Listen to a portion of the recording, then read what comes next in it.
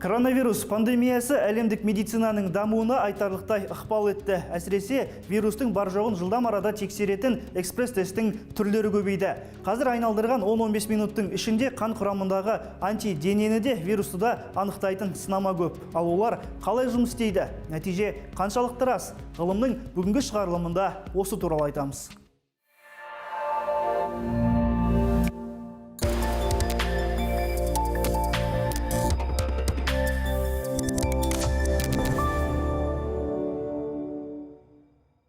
Қазір әлемдегі экспресс-тесттер негізінен иммунохроматографиялық технология бойынша әзірленеді. Бұл технология қан не болмаса сілекей сияқты биоматериалдың құрамындағы антиген мен антидененің өзара реакциясына негізделген. Антиген дегеніміз ағзадағы бөгде заттар, шартты түрде оны вирус дейік. Ал антидене ағзадағы бөгде заттарға қарсы тұрып, олардың зиянды әсерін азайтатын ағуыз. Рас, бұл ақпаратты бірден түсіну қиын, алайда тесттің жұмысы өте қарапайым. Экспресс-тест — это обычная такая вот... Экспресс-тест дегеніміз нитроцеллюлозадан жасалатын жай ғана сызықша. Ол пластик кассетаның ішінде болады. Адамнан алынған материал буфер деп аталатын сұйықтықпен араласады. Бұл қоспа тест кассетасындағы ойыққа құйылады. Құрамында адамның сынамасы бар. Бұл сұйықтық сызықшаның бойымен қозғалып, антиденелермен байланысады. Белгілі бір уақыттан соң сызықшаның түсі өзгере бастайды. Соған қарап, вирустың бар жоғын білуге болады. Любая экспресс-система. Кез келген экспресс жүйе уақыт үнемдейді, қондырғыны қажет етпейді, бірақ басқасынан ұтыламыз. Мәселен, экспресс-тесттердің сезімталдығы төмендеу. Сондықтан олар сізде антидене бар ма, жоқ па деген сұраққа ғана жауап береді. Ал сізге антидене қаншалықты көп екенін білу керек. Экспресс-тесттегі сызықшалар сізге оны айта алмайды. Антидене белгіленген мөлшерден көп пе, аз ба, оны зертханалық тест көрсетеді. Дегенмен бұл технология халықаралық диагностика нарығында бірінші орында тұр. Оның негізінде түрлі ауруларды, жұқпалы вирустарды, жүктілікті және есірткіні санаулы минутта анықтайтын экспресс-тесттер жұмыс істейді. Олар пластикалық төсеніш және мембрана сияқты негізгі элементтерден тұрады. Барлық экспресс-тесттердің материалы ретінде осы иммунохроматографиялық мембрана қолданылады. Себебі осы иммунохроматографиялық мембранада оның өткізгіштігі жақсы және бұл жылдам анықтауға көмек береді. Ірі өндірушілердің бірі оңтүстік Кореяда біз айтқан технологияны, біз айтқан материалдарды пайдаланады. Пандемия қалан берген тұста ондағы медициналық компаниялар коронавирусты анықтайтын экспресс-тесттің түр-түрін жасауға кірісіп кетті. Қазір кең тараған тәсіл адамның мұрнынан және тамағынан сынама алып, оны вирусқа тексеру. Рекомендуется вводить зонд. Мамандар таяқшаны балалардың мұрнына 3-4 сантиметрге, ал ересектердің мұрнына 5-6 сантиметрге дейін енгізуге кеңес береді. Неге бұл тәсіл қолданылады? Себебі бұндағы материалдар вирустың бар жоғын анық көрсетеді. Жалпы бұл процедура тұмау және өзге де респираторлы жұқпалы ауруларды жедел анықтау барысында қолданылады. Ал экспресс-тесттің өзі көбіне вирусты антигеннің негізінде жасалады.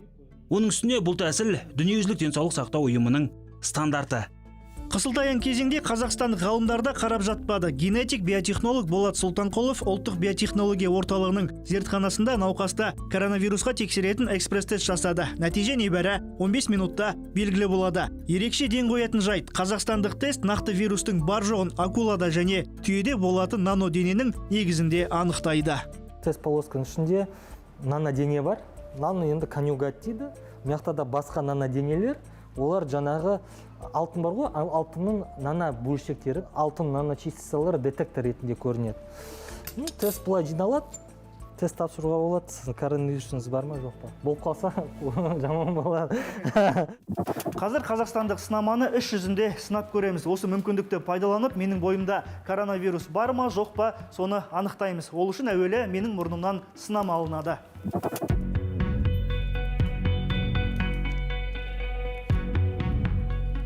Алғашқы нәтижелер 7 минуттан соң-ақ белгілі бола бастайды. Алайда вирустың бар жоғына нақты көз жеткізу үшін кем дегенде 15 минут күту керек.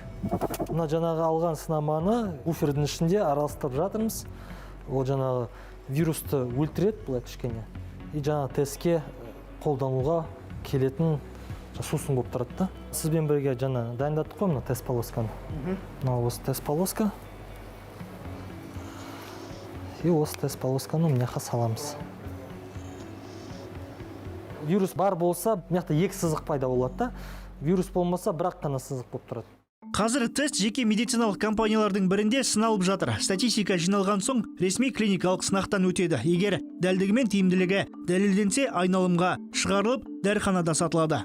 Қазақстандық S-Quick COVID-19 AG тесті тиімді технологиямен әзірленеді. Егер ол жаппай өндірілетін болса, онда халыққа айтарлықтай қолжетімді болғалы тұр. Мәселен, мына сынамалатын таяқша, сынаманы араластырылатын сұйықтық және коронавирустың бар жоғын тексеретін нано дене бірге сатылады. Алайда соның өзінде қазіргі коронавирустың бар жоғын анықтайтын ПТР тесттің бағасынан әлде қайда арзан болғалы тұр.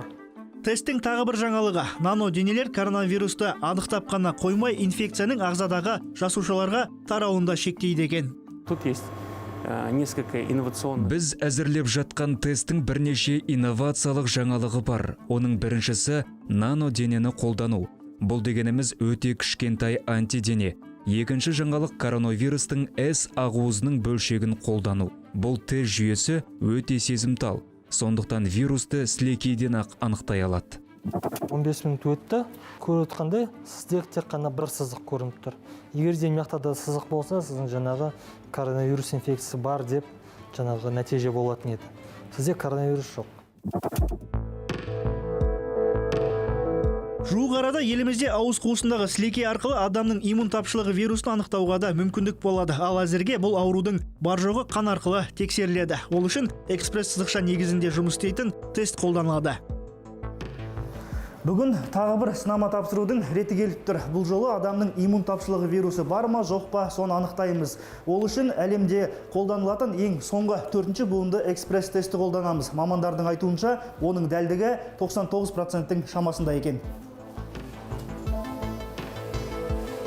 Бұл қарапайым анализ ғой, саусақтан алатын. Саусақтан.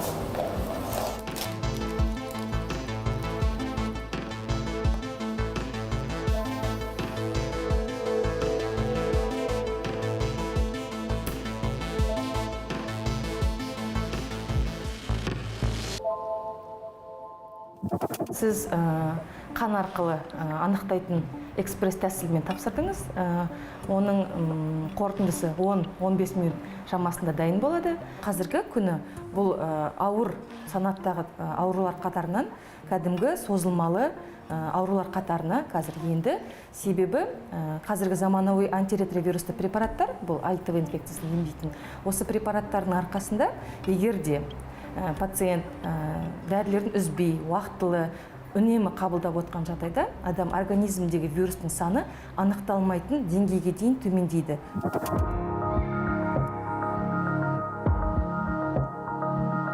Он 15 минут уақыт өтті, сіздің экспресс тестіңіз дайын болды.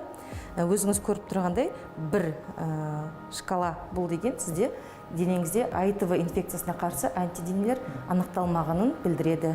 Сізде ВИЧ инфекциясы жоқ. Бұл жылжымалы сенім пункті. Мұндай техника Қазақстанның ешбір өңірінде жоқ. Бұл техника көбінесе ретке шыққанда қолданылады. Мұнда да вирустың бар жоғын жедел анықтауға болады. Ол үшін бар мүмкіндік бар. Міне, мынадай бірнеше адамға арналған орындық бар, үстелі бар, қажетті медициналық бұйымдардың барлығы бар. Яғни бір сөзбен адамның иммун тапшылығы вирусы бар ма, жоқ па, соны 15 минуттың ішінде анықтауға толық мүмкіндік бар.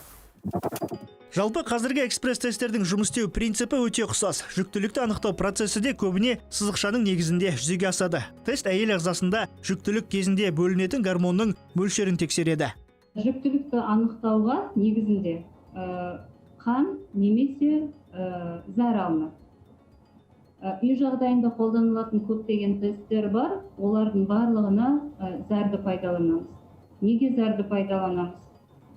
Себебі жаңағы айтып өткенімдей адамның хориондық гонадотропин гормоны осы зәрде айқын көрінеді. Жүктілікті анықтайтын тесттердің дәлдігі де және олардың уақыты да қазір 5-10 минуттың аралығында белгілі, нақты және 90% дәлдікпен көрсетеді.